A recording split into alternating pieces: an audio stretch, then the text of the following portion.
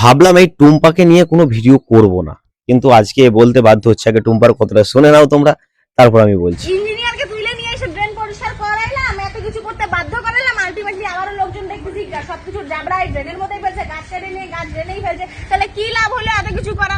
যদি সেই নোংরা তোমরা ড্রেনেই ফেলো আর জল যদি আটকায় থাকে, তোমরা যদি ডুবেই মরো, তাহলে তো আর কিছু করার থাকবে না। বলছি টুম্পাদি, এবার বুঝতে পারছো তো? মানুষ খারাপ, কোনো পার্টি খারাপ হয় না, মানুষ খারাপ করে দেয়।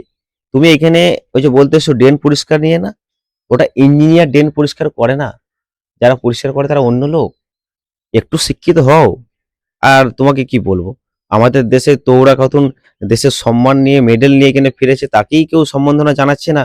আর তুমি ইউটিউবে মানে কুকুরের মতো হাউমাউ করে চেঁচিয়ে তুমি পেয়ে গেলে কি না পুরস্কার, যেটা সরকারের হাত থেকে। যাদের পাওয়া দরকার তারা পেলো না, আর যার পাওয়ার দরকার নেই সে পেয়ে গেল। হ্যাঁ, সে আবার এখানে সে বলছে ইঞ্জিনিয়ার নাকি ড্রেন পরিষ্কার করে। বলছি টুম্পাদি, মাথায় কিছু আছে?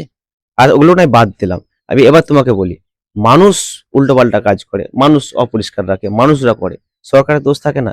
কিন্তু এইটা আগের বারে কি হচ্ছিল, তুমি আগের বারে সরকারকেই দোষ দিচ্ছিলে। মেনে বুঝতে পারছো না মেনে নিচ্ছ কোনটা? তুমি আগে জানাবে কিন্তু, ঠিক আছে? সরকারকে দোষ দেওয়ার আগে একবার ভাবা দরকার যে যে পার্টি আসুক না কেন, মানুষ যদি খারাপ হয় সরকারের দোষ থাকে না। তুমি এবার কি বলবে বলো?